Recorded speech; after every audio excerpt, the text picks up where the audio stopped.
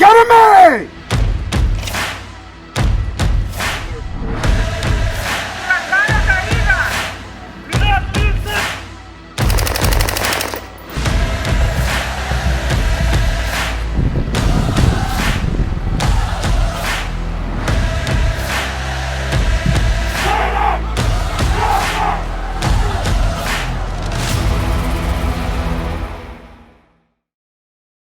So welcome back, everybody, to What's Important Now from the United States Border Patrol Academy. My name is Jason Owens. I'm a Chief Patrol Agent. We have here today with us Union President, National President for the National Border Patrol Council, Brandon Judd. Good to have you with us. Good to be with you. Thank you. Appreciate it. So as you know, this podcast is discussing things that are important to not only the men and women of the United States Border Patrol, their families, and those we serve. And we try to pick things that most people don't know about or don't think about. And I think it's safe to say that if you queried most of the folks in the public, they probably didn't know that the Border Patrol was a unionized workforce. They most likely did not. It's funny because I grew up just about 45 miles north of the border. I didn't even know the Border Patrol existed as I was going through high school. So, same here. And, to then say that most people didn't know that we were unionized, yeah, of course they don't know that. Now let's be clear, though. We're not like a typical union. We do not, we can't strike. We can't negotiate wages. We can't do any of those types of things. But what we can do is we can negotiate policies that make the lives of the agents better. We can look at different programs and make suggestions to make those programs a lot better. And again, it's all focused on how can we make the lives of the Border Patrol agents better so that their family lives are also good as well. And that's a great point. I learned a lot about the union whenever I got into the Border Patrol. Matter of fact, I was a member until I pinned bars on my collar. It happens to all of us. And I wasn't aware, and when I first heard the concept, I thought, well, yeah, we can't strike, so that's what you see on TV. What's a union for? And then I started to learn about the collective bargaining agreement, and then there's a collective bargaining unit and the representatives that are elected by the men and women that they serve. Talk to us a little bit about that and what makes a union. What is a union? So again, if you look at the private sector, unions are a lot different than the federal workforce. What we do is we try to look out for the best interests of the men and women of the Border Patrol and their work-life experience. If we can make it to where, let's go back to when you and I both joined the patrol, which was almost 25 years ago. Too long. So when we joined the Border Patrol, it was rotating shifts. We were constantly rotating shifts in my case, in El Centro, California. You were in El Centro as well. Every 2 weeks, we were rotating from shift to shift, and it really wore on your body. It made your work life difficult. It also made your family life very difficult. And so what we did is we took a look at that and said, what's the industry best practice right now? And we took it to the agency and said, rotating shifts, it's detrimental for these stated reasons. Here's what we can do. And the agency agreed. And we went to a quasi-permanent shift where you bid for shifts based upon seniority. Yeah. And that's made life much better for the agents. When you look at the constant rotating of the days off, the holidays, and different things like that, what we try to do is we try to set a standard, a specific standard, so that everybody understands where am I on the totem pole, where do I fit, and how is this going to affect my life? Because then you can plan for the future and you can make things, you can make your home life much better. So is it safe to say that the purpose of the collective bargaining union is to give voice to the rank and file for the decisions that are made that affect their daily lives, their work lives? That's the main thing, and that's what we hope happens. But that can't happen if you don't have the membership involved. So we really like to try to get as many of the members involved as we possibly can.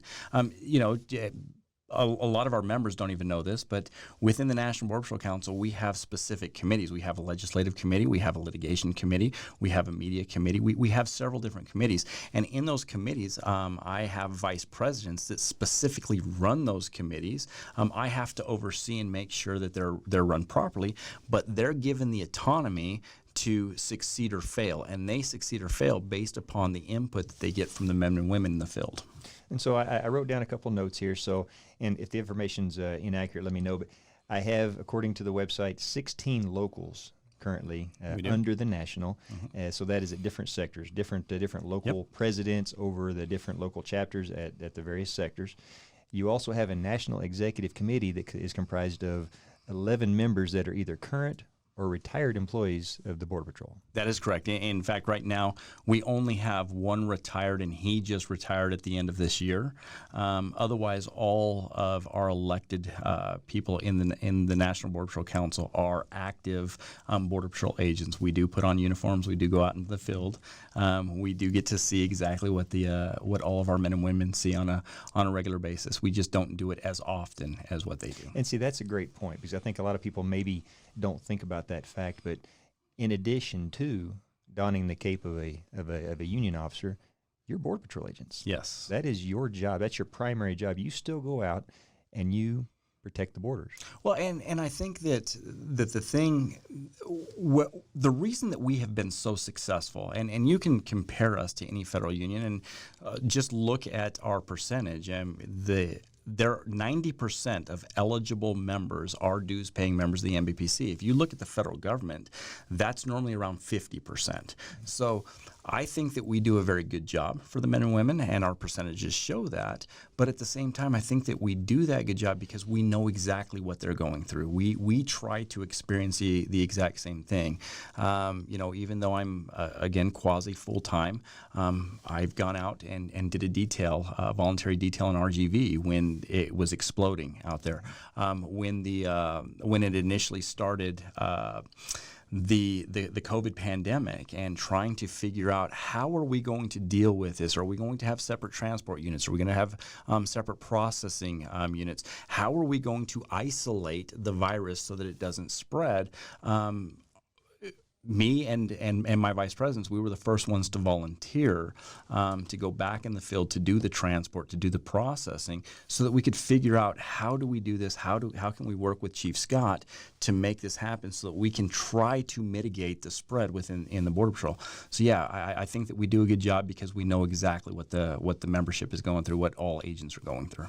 So you brought up a couple of good points there, but one of which is you take on, even if it's an informal one, a leadership role. It's there are more than one way to be a leader in the United States Border Patrol. You don't just have to go the management route. You can take the route that you took. Mm-hmm. And yeah, we can, and so again, when you look at the route, I actually wish that every single agent got to see what we get to see.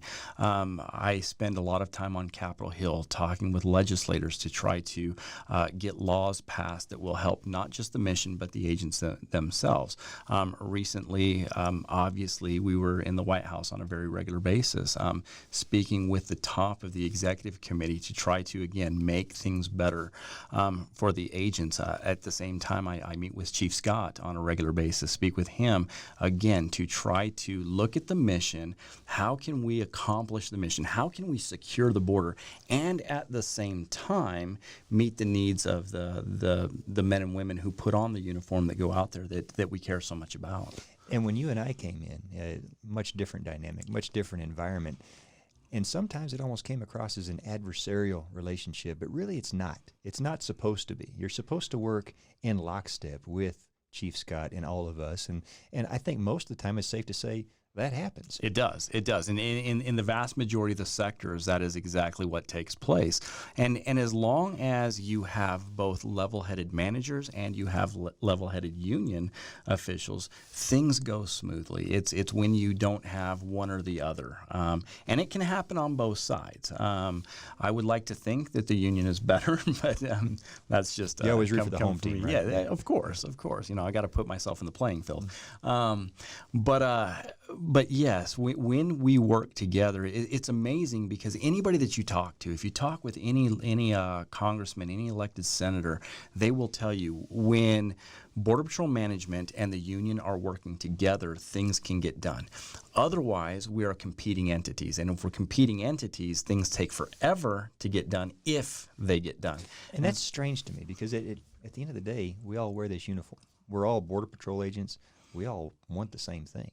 At the end of the day, we want this organization and our green family to succeed and thrive.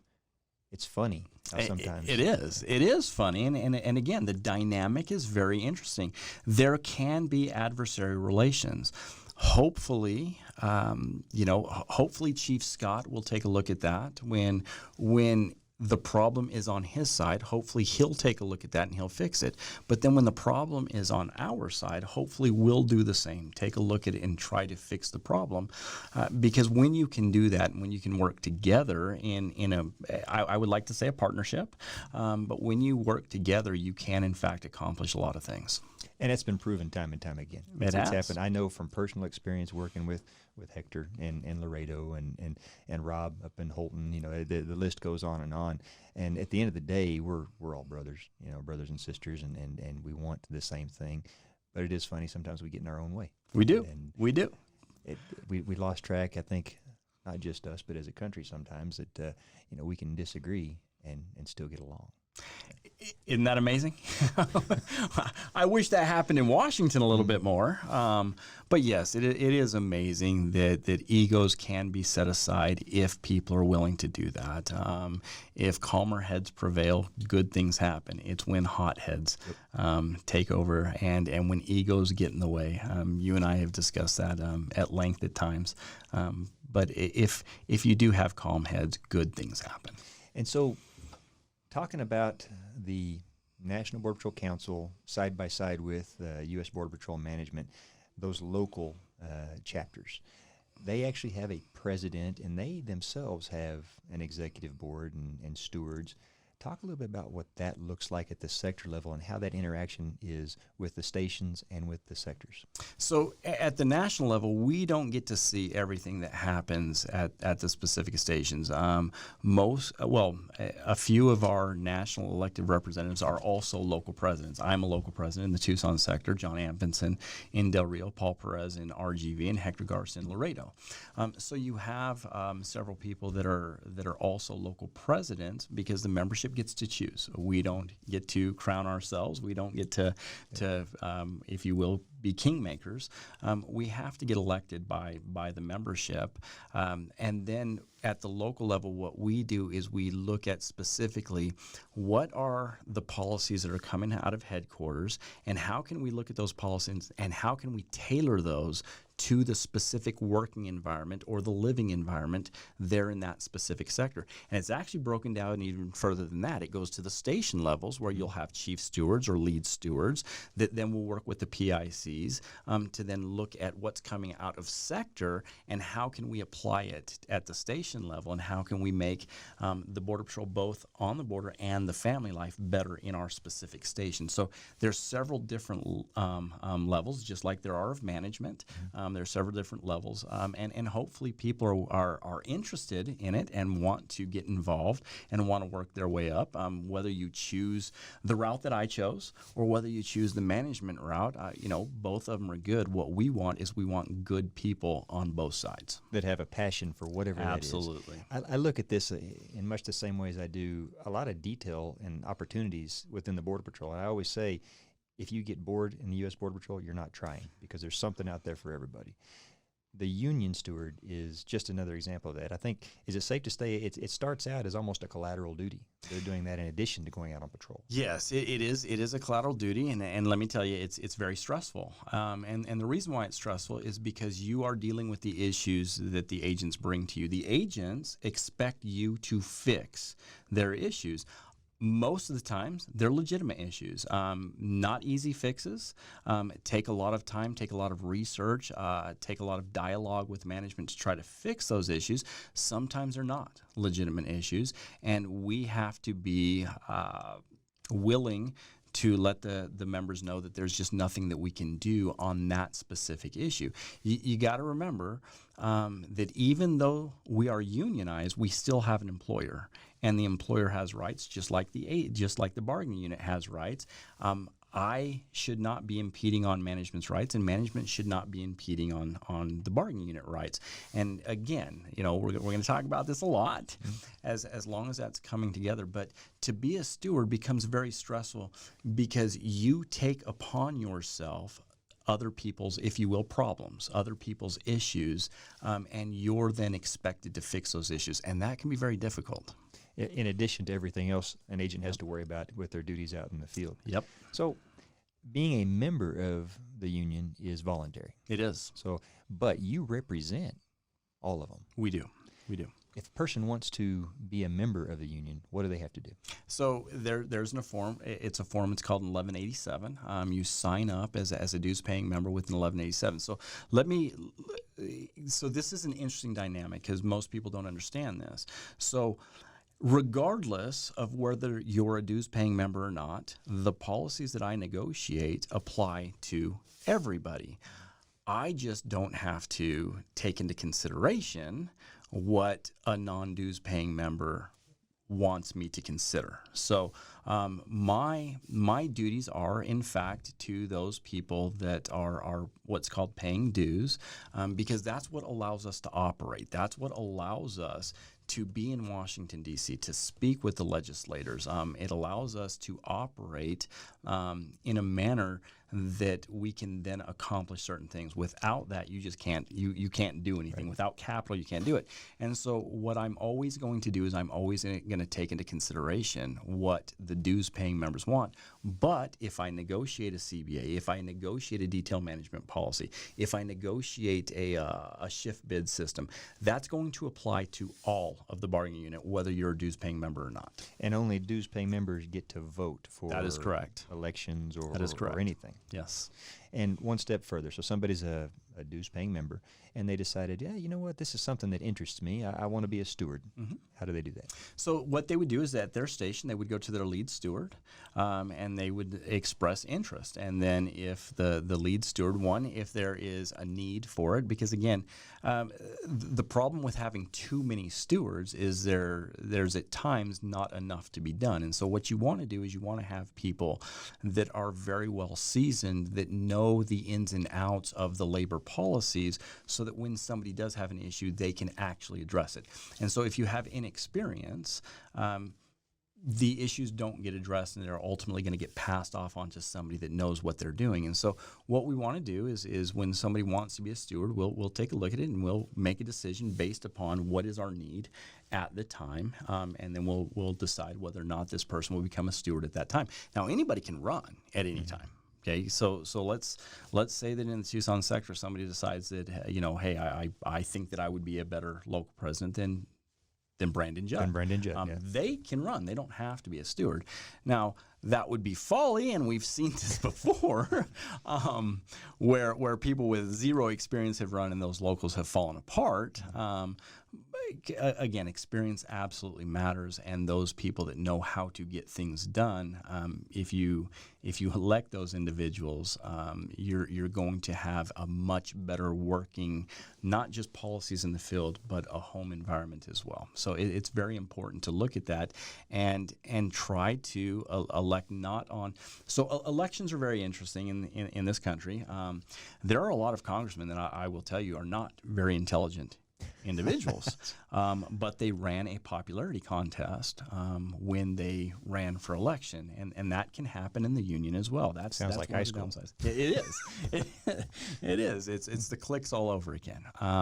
If you elect on popularity, you're not going to have the best work experience, nor are you going to have the best home life. But if you elect based upon accomplishments, based upon qualifications, then you have the best chance to have the best union. And again, we like to look at how do we compare to other federal unions.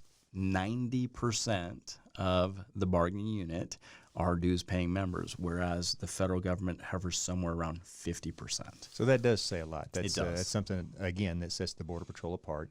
And you talked about kind of the experience that makes somebody good in whatever position. Mm-hmm. And on both sides, whether you're talking about a manager or whether you're talking about a union steward, so many times in my experience, the source of friction is that lack of understanding of the collective bargaining agreement on one side or the other. Not just the collective bargaining agreement, but yes, that is a major piece. But so you have to marry all of the laws, policies, OPM regs, collective bargaining agreement. You have to look at that and you have to marry all of them together, and you have to reconcile when there is an issue. If the collective bargaining agreement might appear to conflict with an OPM reg, how do you reconcile that? If a law conflicts with a policy, then how do you reconcile that? And so you have to look at all of these different things. All of these different set procedures, and you have to be able to put them all together, and you have to make a full picture out of it instead of pieces that are over in different areas. And a piece of that I think either scares people or they're just outright intimidated by, there's a grievance process, there's unfair labor practices, there's different steps in the grievance process. Yep. Talk to us a little bit about those and what is their intended goal and what is the process for resolution? Hopefully, everything gets resolved at what we call the lowest level possible. So let's say an agent thought that he or she should have gotten a certain detail, a station level detail. Then the agent will take it to a union steward and say, here's why I think I should have gotten that detail. If that agent is correct or the union steward can make the case, they then take it in a perfect world to the first line supervisor, and they'll say, hey, first line supervisor, in a very calm conversation, they'll say, look, we think that management made a mistake. We're asking you to fix it. Here's our evidence that a mistake was made. Please fix it. If management refuses to fix it or fails to fix it, then you take it to a formal process, which is a written step 2 grievance, which then goes to the chief of the sector. The chief of the sector will then consider the evidence that is presented by the union. The chief will also consider, of course, the evidence by management. It's an interesting dynamic. There's always going to be two sides of the story. Right. Hopefully, the chief at the sector level will say, okay, the evidence is clearly in favor of the employee, therefore I'm going to rule in favor of the employee, or the evidence is in favor of management, I'm going to rule in favor of management. Hopefully that's what they do. If they don't and the union feels that we still have a case, we'll then file another formal grievance, but we'll file it with the chief of the entire Border Patrol. That's called a step 3 grievance. Then the chief will do the same thing that the sector chief was supposed to do: look at it and weigh the evidence, and then give a decision. From there, that's not the final step. From there, the union can then invoke arbitration, where you take it to an outside third party. And when I say an arbitration, this is just like any civil court hearing. You have an arbitrator that serves as a judge. You have witnesses on both sides. You have attorneys on both sides, and they will try the case just like in a court case. And then the independent third party, the arbitrator, will then consider the evidence, consider the laws, consider the policies, consider the regulations, consider the CBA, and then the arbitrator will come back and issue a decision. Now, I will say this: we are extremely successful in arbitration. Well, I have to think, because by the time you get to that point, if you think it's worth going all the way to arbitration, you feel pretty strongly about it. We do. Also safe to say that at any point along that process that you just described, there can be resolution. Absolutely. Ever any times where you look at the manager's rationale and say, no, you were right, and go back to the employee? Absolutely. Absolutely. We have to do that a lot. Again, that's where the stress comes in. The stress is obviously when management was right, and you have to go back and you have to tell your member that you're supposed to be that you are representing, and you have to tell that member, look, management was in fact correct in this particular case. Here's why. And it's incumbent upon the steward to then explain it. That oftentimes doesn't go over very well because the employee thought that he or she was wronged in some way, and that employee wants a resolution to it. And sometimes the resolution is there's just nothing we can do. Do you ever find that is brought on by the person just didn't understand the process or didn't understand everything that was going on? So I trust in, genuinely like Border Patrol agents. I believe that the vast majority of Border Patrol agents are extremely good people. We get portrayed very bad in the media just simply because our job is very polarizing politically. So the vast majority of our agents are very intelligent. And if we or if management or whatever the process is, when you educate people on exactly what the process is, here's your rights, here's their rights, here's the policies, here's the CBA, here's the laws, here's the regs, here's all of these different things, here's how they come into play. Most of the agents understand and get it, and they're very happy when they are explained when it is explained to them exactly how things I couldn't agree more. I think even if they don't necessarily like the outcome, because let's be honest, we all want to be picked. We all want to be that person. But if you don't get picked, if you can at least see the rationale and it makes sense and it seems fair and transparent, we can at least get on board with it. Oh, absolutely. And again, the vast majority of agents do. But like you said, it might take a day for them to think about it and recognize and realize. But again, the vast majority of agents do in fact do that. Yep, and I think that's just human nature. It is. So let's talk about you for a second. This is the part you dreaded the most. How about we don't? I wanted to talk about you because you and I share a very common background. This is we do. We both started almost the same time, within a few months of each other. Yep. We both started at the same sector, El Centro sector. You were El Centro Station. I was Calexico. Yep. I actually remember when you became the president of the El Centro sector, local. I also know that you have been to Holton sector. Mm-hmm. As have I. Yes, you were the chief there. Uh-huh. I also know that you were a instructor here at the academy. I was. Yes, I was. You were a canine handler. I was. You were in intelligence. Mm-hmm. You've been around and run the gambit. You are a seasoned veteran Border Patrol agent. I like to think my resume stacks up. Yes, I mean if you look at it, we actually it's kind of funny because when Chief Morgan was hired, it was opened up to anybody and everybody, and we looked at the qualifications, and I was like, I qualify. Let's make a statement here. Did you apply for the chief? Oh, absolutely, absolutely. Well, but to make a statement, I was never going to take it. I mean, I was interviewed for the commissioner job. Mm-hmm. When President Trump was elected, I was offered a political appointee job. I didn't take it because I thought that what I was doing here was a lot more important. But the union was willing to, obviously, if I would have been selected as the commissioner, the union was willing to let me go because that would have been good. But I wasn't going to understand their logic. Yes, I wasn't just going to take a political appointee job just for my own vanity. That would have hurt the union. It would have made it look like this was a quid pro quo, and there was no quid pro quo. Our endorsement was based upon simple facts, and we didn't want it to seem like a quid pro quo. But when the chief patrol agent job opened up, we figured let's make a statement. Let's absolutely make a statement. And so I absolutely 100%. And it's funny because when I got my results back, I was 100% found qualified to be the chief of the Border Patrol based upon the resume. Did you interview? What I've done. I did not. Didn't interview? I did not. Well, that's a great story anyway. Yeah. So yes, I like to think that my resume does stack up. I think it's a good resume. I think that I've been able to accomplish a lot, and I'm happy with my career. You were class 354? I was. Do you remember your class chant? Hardcore 354. Hardcore 354. Very short and sweet. I mean, well, it's easy to remember. It was. That's to any Border Patrol agent's benefit. If it's easy to remember. I can still remember running behind the guidon. I can still remember running behind the flag. Good times. And you actually have family that are also Border Patrol agents. I do. So this is a huge part of your life. Yeah, most of my family is law enforcement. If you're not in the Border Patrol, you're police.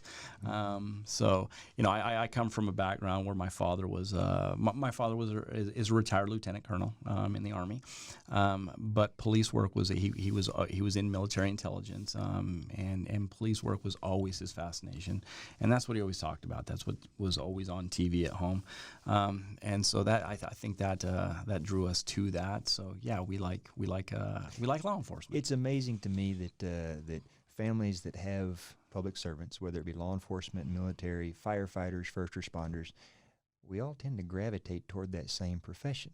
So whether you have family members that are military or family members that are Border Patrol or local law enforcement, they're still in that field. Yes, absolutely. I have two boys, two sons. One's in the Air Force and one's in the Navy. Yep. I have a brother that's an HSI special agent. It just goes on and on and on. And it's surprising to me how many times that is the case. You know, and I find it fascinating, this political tension that exists in the United States today, where law enforcement is portrayed as bad. You and I both know that there are bad apples within law enforcement, but Sure. that segment is so few and far between. And if only the public would see, or if agencies would just deal with the bad apple and cut that out, and if the public would quit painting us all in the same corner because one person committed a bad act. Look, we can go to Capitol Hill today and we can find a congressman that is doing some stuff that might not be the best things that they should be doing. We can find staffers of congressmen that aren't doing the right thing, but we're not going to paint every single one of them into that corner. But we are, in fact. That's what's being done to us right now. But that's the polarization, and I appreciate the work that the men and women of law enforcement do because of all of the scrutiny that the pressure that we're under, that we face on a daily basis. I greatly appreciate the work that they do when they get up, they put on that uniform, and they go out to do their job because of what we face. It's a tough time to be in law enforcement. It is. And I tell the trainees that are coming through here whenever I talk to them, that's Border Patrol life. We have been living that reality since our inception because of certain aspects of our mission, which is not our entire mission. We are not only immigration. Our job, as Chief Scott likes to say, is we keep bad things and bad people from coming into the country. We make sure they use the front door, and that is all threats. It's not just one particular aspect that we tend to get tied down to or identify with. Law enforcement in general has had to undergo this same type of scrutiny, probably more so in the past couple of years than they have in years past. I would say for the Border Patrol, I don't know if it's business as usual, but we're certainly more accustomed to it. We are. You know, I'm gonna actually. You said something that triggered a memory. You said we want them to come in through the front door. I actually had I had the privilege of meeting the president in the Oval Office, and we were discussing border security. I had John Anfinson, who's here with us today. I had John Anfinson with me. I had Art Del Cueto and Paul Perez and Hector Garza, and we were all in the Oval Office, and we were discussing border security. We were discussing what policies need to be implemented. How can we better secure the border? And I don't remember who said, but you know, would you like them to sneak in your window, or do you want them to walk in your front door? And the president says, "That's what they need to hear. That's what they need to hear."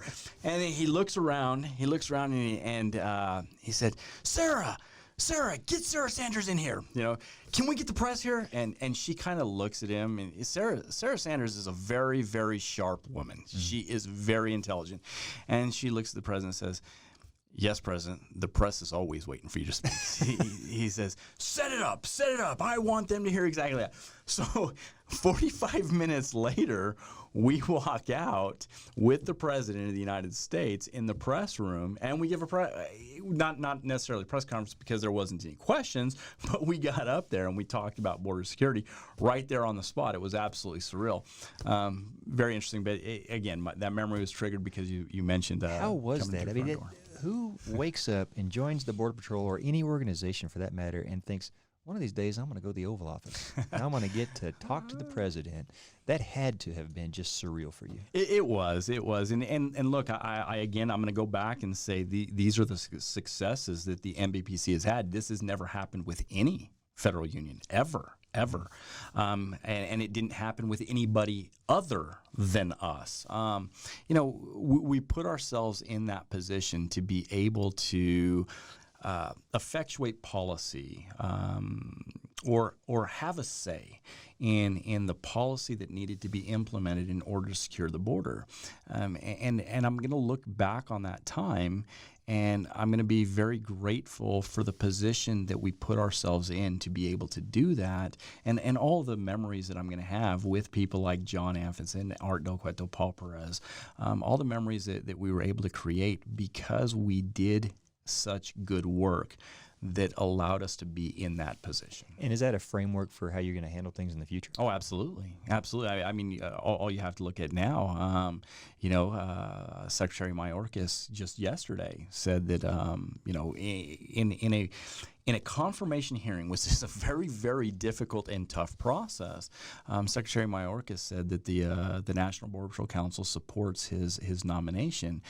Again, we're constantly trying to look at how can we best position the organization for the betterment of the agent, and that's what it's all about. It's all about, it's one thing to be able to have these experiences, but if you don't accomplish something for the agents, you really haven't accomplished anything. And you look at the last 4 years, and we were able to get a collective bargaining agreement where nobody else was able to get. Nobody was able to get a collective bargaining agreement after the first year of the president's term.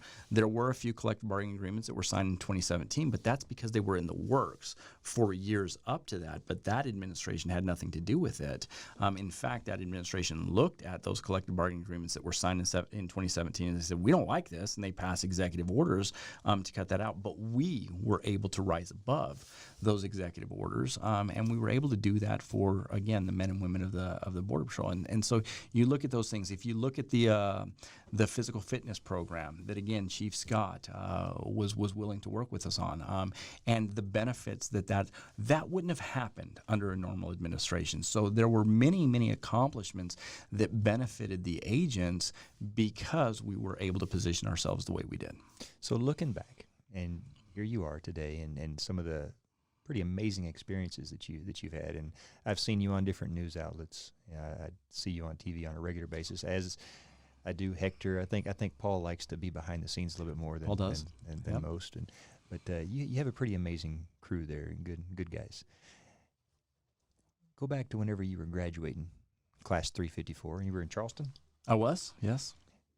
Did you think one of these days I will be the president of the National Border Patrol Council? First off, I never knew that the National Border Patrol Council existed when I joined the Border Patrol. It's kind of funny because when my class EOD'd in El Centro, what happened was an 1187 was placed in front of us, and we were told to sign that document. And you know how it was back then. I just signed. Same here. That's what I did. I just signed. There wasn't an option. It wasn't. You don't ask questions. It's different now. We do a great deal of explaining to everybody and giving them that option. Now, obviously, I could have quit. Sure. At any time within that first year, and then on, in August of any year thereafter. I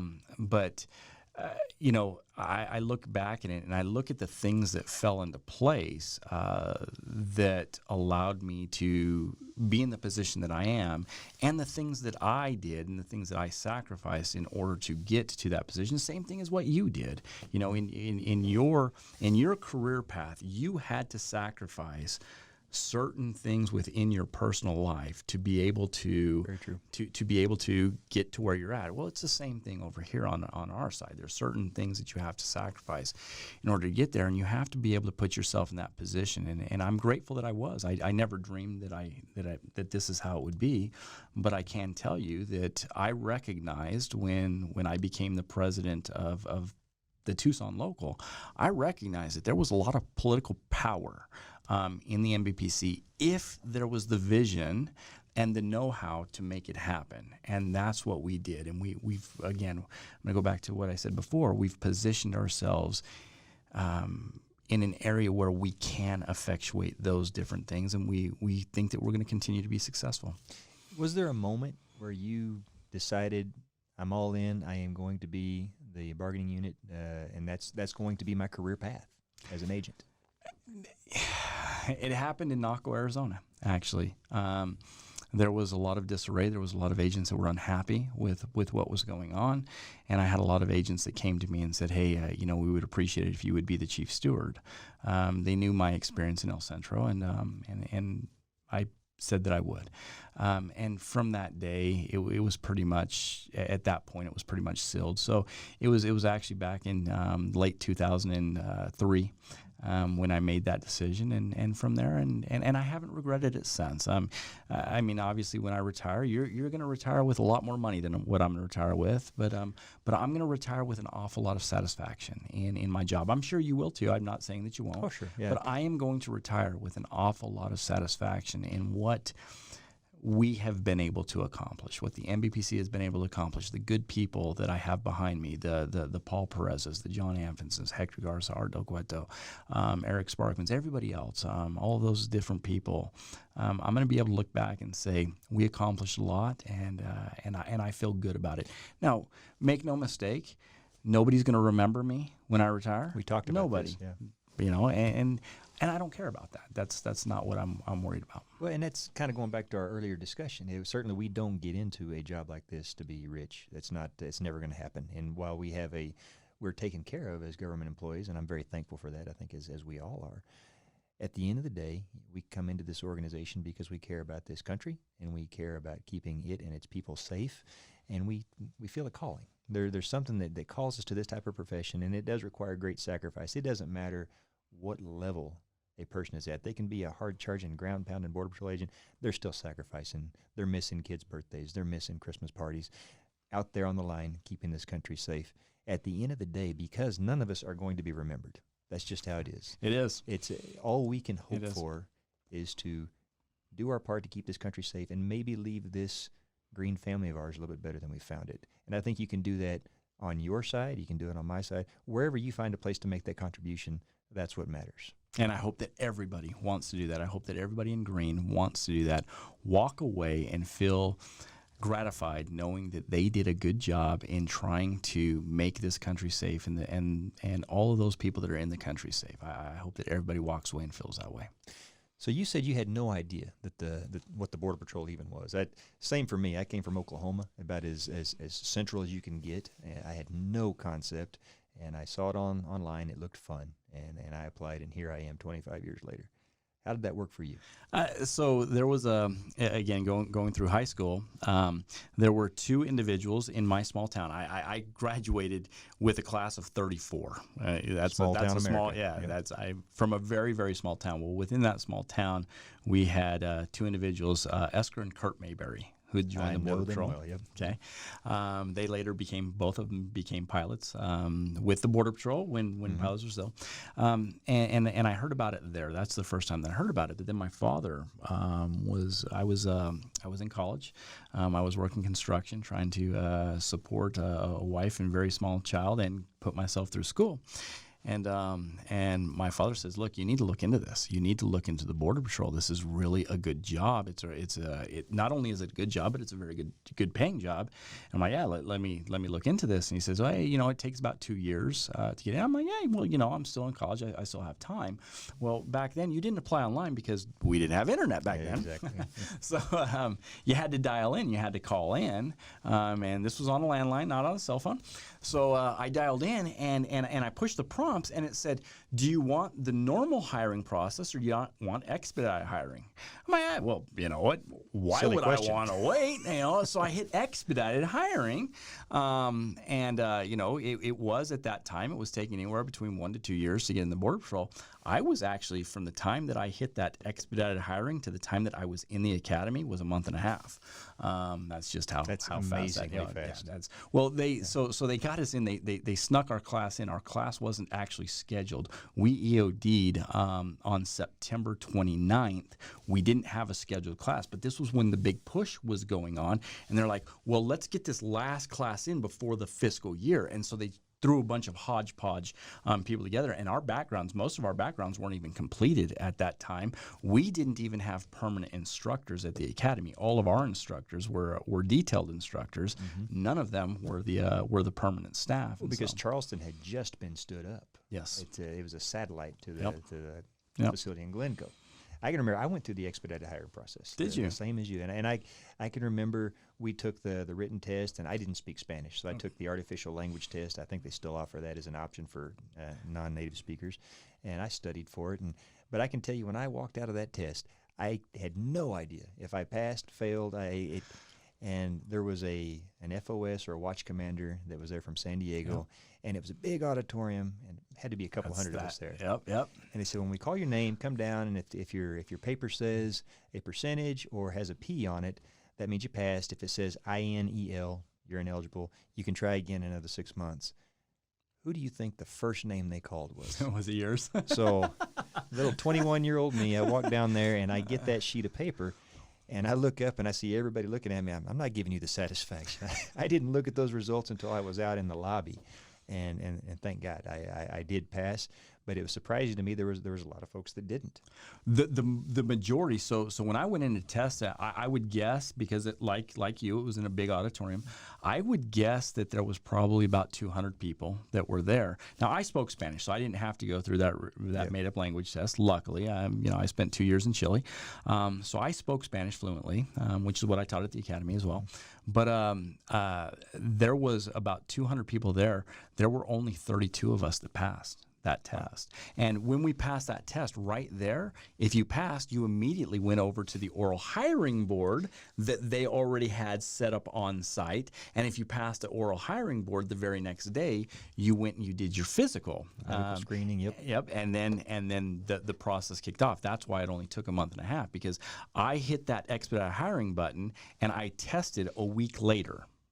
So hit it, expedite hiring, tested a week later, did the oral hiring board that day, did the medical the very next day, and then it was sent off for the background check, and I was in the academy. Much smaller organization, obviously under the Department of Justice and INS at the time. Those days are gone. I think it definitely takes the better part of 6 months for most people to get through now. But I heard horror stories back then of some of my classmates took a couple years or more to get through the process. So I think patience is the key when it comes to applying for any federal job. It is. And certainly with a law enforcement one as well. So for anybody that's listening out there that is in the process, be patient, stay the course, don't give up. It's worth it. Good advice. Good advice. So you have to have a best memory or best story, a war story out on the job. So try and paint the picture for what this job is like for everybody that's interested, and the families as they see us walk out the door. What's one of your most exciting moments? I can't believe I got paid for this. There's so many. But I would have to say that the best one was in Naco, Arizona. It was during the monsoon season, and it was on Walker's Ranch, and it was flooding. It was absolutely flooding, and I was the team leader of what we called the FIST team. It's the mountain team, but it was called the FIST team because we loved really cool acronyms at that time. But Still it was do, the I'm mountain, sure. yes, yeah. But it was the FIST team, equivalent of the mountain team. I was the team leader on that, and we were having several groups that were coming up through Walker's Ranch, and we literally had flooding where we were walking through, not washes. These weren't washes. These were just on land where the water was up to my thighs. And we ended up that night in all of this flooding where we were just soaking wet. We ended up apprehending 5 groups of right around 119 people that night. And this was a team of about 7 people at the time, and 7 of myself and my team members. We ended up apprehending 5 groups of 119 people, and that wasn't, the numbers weren't unusual, but the circumstances were unusual. And chasing these people through water that was thigh high, that was fun. That was not anything that I've ever been able to do again. And so I would walk away with that. But Chief, that there's so many different memories. I can go back to training El Centro, where my very first time that I turned on my lights to make a vehicle stop, this van, they started throwing people out of the van. That was I was a trainee, and they were throwing people out of the van, and I put it on the radio. Yeah. It was so just a lot of different experiences. And I think people listening, especially if they're not in this uniform, you're describing to you what is fun is wading through thigh-high flash floodwaters at midnight. By the way, it was in the middle of nowhere, yep. And you and your patrol group apprehending the better part of 120 people. Now, you talk about in terms of the sheer number of arrests, that's not unusual for the Border Patrol. For most other law enforcement organizations, that is Extremely unusual. Again, I've got family that's got a police officer brother, and you know he doesn't make an arrest a night. He doesn't average an arrest a night. Whereas back in Naco at that time, for 3 years running, we made over 100,000 arrests for 3 years in a row. And this was a small stretch of border with about 200 agents, 100,000 arrests with 200 agents over a year's period of time. It staggers Yes. the imagination. And it is something that you have to experience or see to believe. We can talk about it all day long, and you see movies and TV shows that kind of tout what life in other law enforcement organizations is about, and certainly they are venerable and great in their own right. You know, and if you don't mind, I'd like to say another experience that I'm thinking about. I also think that one of the best experiences that I have ever seen is also the compassionate aspect of Border Patrol agents. I have seen Border Patrol agents bring in diapers to processing centers. I've seen Border Patrol agents bring in food and toys for children in processing centers. I've seen Border Patrol agents have people in the back of their ride, and they will go through a drive-through and get these people food because these people haven't eaten. And so, you know, we can laugh about the exciting time. We can look back and say those were exciting times. But I also like to reflect on all of the great things that Border Patrol agents have done for other people, that they were willing to sacrifice their own money, their own means for other people that they didn't even know. And I look back on that and I say, you know, we have great people. Makes you proud to be a part of it. It does. That's something that, again, doesn't get talked about enough. But if you're in the position to make that difference in somebody's life, and the type of person that's called to do this type of job, that's why for me at a visceral level, I feel it whenever I feel like they're being portrayed unfairly. And I know it does for you too. That's the stuff that we need everybody to see. That's the stuff that defines who a Border Patrol agent really is. And I think by and large, each and every one of them out there do that day in and day out to some extent. They do. So what's next? I mean, it's you've been in almost 25 years. You've been the president of the National Border Patrol Council since 2013. I have, yes. What's next for Brandon Judd? That's a good question. I own about 71 acres at home, and I'm hoping to. I've got 700 trees that I'm planting right now. I'm hoping that one day when I retire, that I'm going to have a little farm going on, that I can relax and have the grandkids come over and have a large area that they can see and play on and visit and have a good time. I mean, that's what I'm looking at. But obviously, I want to stay active. I like politics. Mm-hmm. I enjoy politics. I intend to stay very active in politics. I think that I'm good at it. I think that that's been proven. So I plan on doing that. But I can tell you that I still like my job as a Border Patrol agent. I still like being the union president. I'll hit 25 years when I'm 49 years old. In about a year, 8 months and I don't know, 27 days. Not that you're counting. Like that. Yeah, exactly. I didn't have it exactly right, so I'm not counting, by the hour. But I'll cross that bridge when I get there. But I'm looking forward to it, and I'm gonna, when I do go, I'm gonna be able to look back. I believe I'm gonna be able to look back and say, I liked what I did. So I asked that question because to achieve longevity in a career like this, you have to have goals. You have to have plans. You have to have something that keeps you grounded and focused. You do. And for a lot of us, that's our family, and that's what we want to do when we exit this career. What is that for you? So again, I'm gonna sit back on that beautiful piece of land that I own. Mm-hmm. I'm gonna look at those pecan trees growing, and I'm gonna relax, and I'm gonna have the grandkids running around, and we're gonna have go-karts and ATVs, and sounds like heaven. I think it's gonna be. I think it's gonna be. So whenever we talk to the trainees about work-life balance, and we have to remind them consistently, because I'll be honest, as a 21-year-old kid that came into this organization, it was lost on me at some point. There's somebody else that's on this ride with us, and it's our families. And they sacrifice just like we do. What advice can you give trainees coming in on that aspect of this job? So it goes by so fast. You'll be the first person to say this. You're coming up on 25 years. you would probably say, if I look back at myself 25 years ago, I would go back and I would slap myself because I just didn't know everything that I thought that I knew. Yep. What I would tell a trainee is stick it out. Stick it out. It's worth it. As the time goes by, you're going to recognize that if I stay with this job, there's so many different benefits to it. There's so many different things that I can do. I can run the mountain team. I can be an intel. I can be a canine handler. I can promote to a first-line supervisor, and from a first-line supervisor, I can become a watch commander, or I can go and be in an ops department. There's so many different things that you can do as long as you're willing to do what's necessary to make that happen. And that's going to require a little bit of sacrifice. But we all have to do that. If you want to be a doctor, my best friend in college is an orthopedic surgeon. My high school and college, my college roommate, he's an orthopedic surgeon.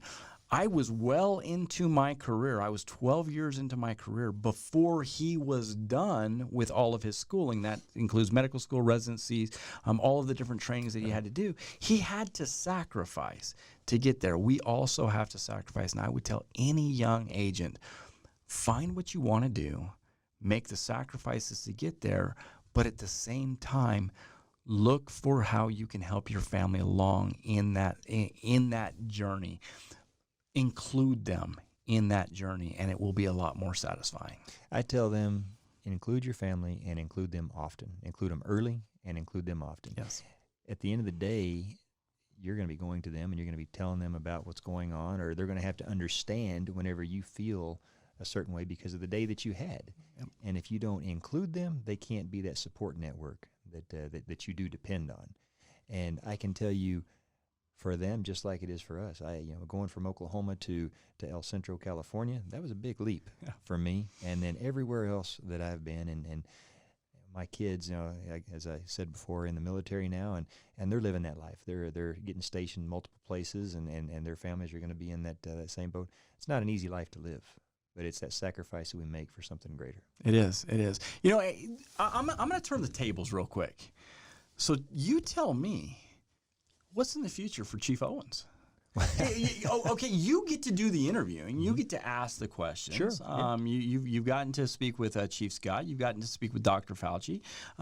You get to ask questions, but you never get to explain exactly. So why don't you tell us? Why don't you tell the people that are going to watch this, what's in the future for Chief Owens? I hope future guests don't take your cue and do the same thing every time. Now, I absolutely love being a part of this organization. I have no plans to leave it because it is very fulfilling. And so many of the people that I am close to and consider family wear this uniform. And I think you just look for the day whenever you're not making a positive contribution anymore. That's when it's probably time for you to exit. And post Border Patrol for me is all about family, 150%. I've got a place up in Maine that I kept. I do love the area in Oklahoma that I'm from. I love Texas. I got there. What's the old saying? I wasn't born there, but I got there as quick as I could. Yeah, I love the hill country.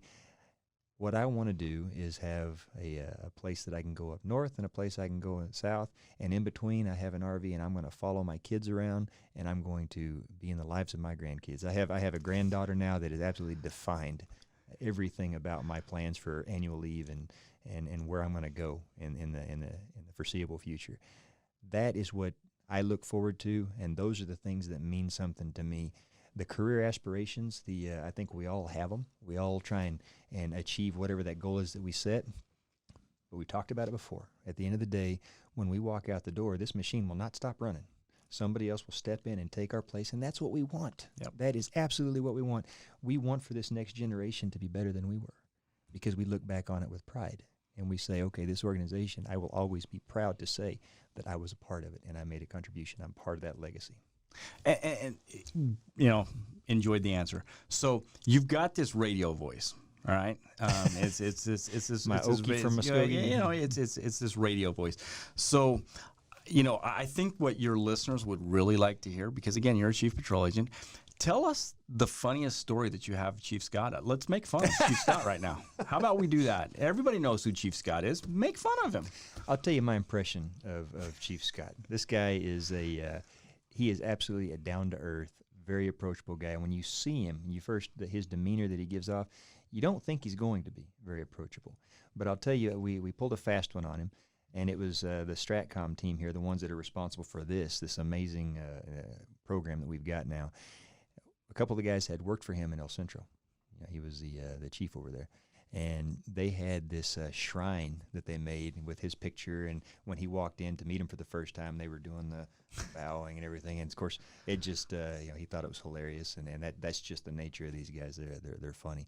Well, we put a picture behind me when we were interviewing him, and it was of his family because he is a family man.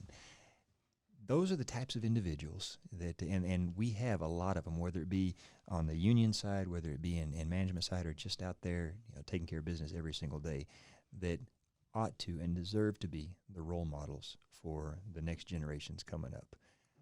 That's what I would like to see. I'd like to see those folks take on the role of role model and examples instead of some of these others that have been propped up in society. I wish so too, but I was seriously hoping that you were going to tell me a story of pantsing Chief Scott in front of everybody else in the chief meeting or something like that. I mean, I was hoping we were going to go there, but since we didn't, look, I'm going to tell you just real quick, Paul Perez, my executive vice president. Okay, this dude does not care about my sleep or my time at all. Doesn't care.